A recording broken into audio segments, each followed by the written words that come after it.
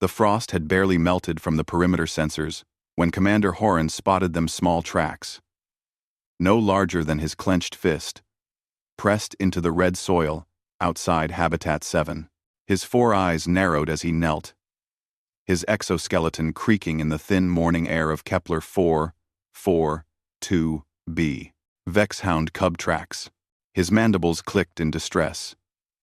The indigenous predators of this world were apex hunters, their adults standing 3 meters tall with jaws that could crush titanium plating. But the cubs were worse. Orphaned cubs imprinted on the first creature that fed them, and once bonded, the adult would follow. An adult Vexhound trailing a cub meant death for an entire colony. The tracks led directly to one door. Habitat 7C. The human quarters. Horan's throat sac inflated with a warning hiss. Of course, it was the human. 3 months since Lyra had arrived as part of the Terran exchange program, and she had already violated 47 colony protocols, attempted to pet a razorwing swarm, and somehow convinced the Vexhound cubs were basically just space puppies. He signaled his patrol to hold position and approached the door alone, plasma rifle charged. Through the translucent upper panel, he could see movement inside and smell something that made his sensory pits flare. Cooked protein, rendered fats, the chemical signature of Terran cuisine. The door slid open before he could announce himself. Lyra stood there in her standard-issue jumpsuit, flour dusting her dark hands, her facial hair eyebrows, she called them, raised in that peculiar human expression of greeting. Behind her, the Habitat's small kitchen area was filled with smoke and the sizzling sounds of something cooking in heated fat. "Morning, Commander," she said brightly. "Perfect timing. I made extra." Horan's rifle remained level. "Step aside, Colonist Lyra. I am conducting a security sweep." She moved, but not in the fearful way his species would have. Instead, she gestured with casual confidence toward her kitchen counter, where 5 Vexhound cubs sat in a neat row. Their silver fur was still downy, their triple-set eyes watching him with predatory intelligence. Each cub was the size of a Terran canine, already showing the bone ridges that would become their signature crushing jaws. They were eating what appeared to be flat, circular pieces of cooked grain. Pancakes, his translator supplied. "You brought Vexhound cubs into your habitat," Horan said slowly, his translator struggling to convey the multiple layers of horror in his native tongue. "They were hungry," Lyra replied. As if this explained everything, she turned back to her cooking surface, flipping another pancake with practiced ease. "Found them scratching at my door last night. Must have smelled the bacon I cooked for dinner. Poor babies were skin and bones. Those babies will grow to become the most efficient killers on this planet. Their parents will track them here. They will what? Come looking for their kids?" Lyra interrupted, sliding pancakes onto a plate. She added something from a bottle maple syrup. The label read, "Good. I was hoping to meet the parents. We need to establish proper communication with the native species anyway. Can't keep shooting everything that moves." Horan's rifle lowered slightly, confusion overriding protocol. "You wish to communicate with Vexhounds. Why not?" She carried the plate to the cubs, who immediately began tearing into the food with enthusiasm that belied their earlier, starving appearance. "Look, Commander, I've read the reports.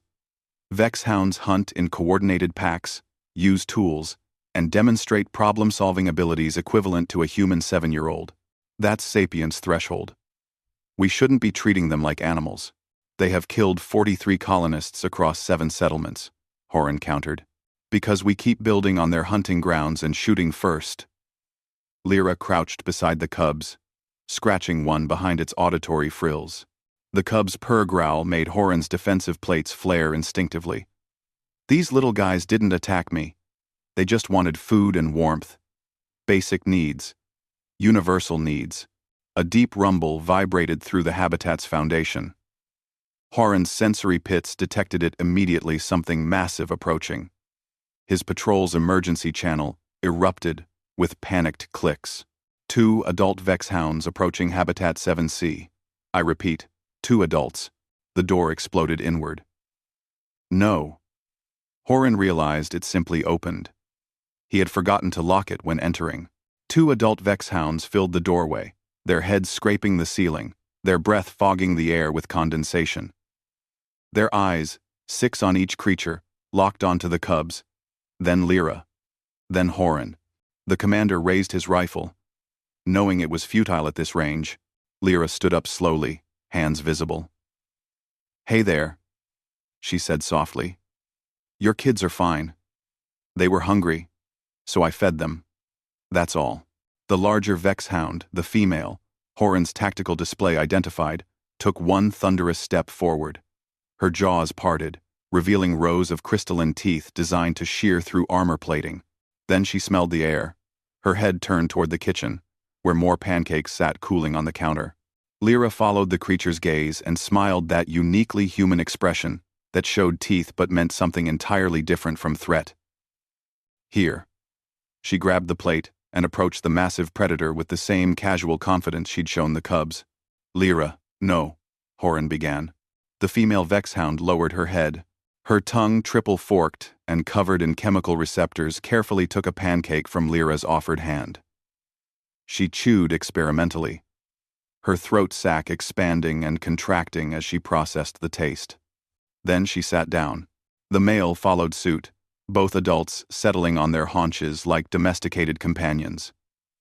The cubs scrambled over to their parents, chirping excitedly. Lyra turned to Horan, still holding the plate. "Want one? I've got enough for everyone."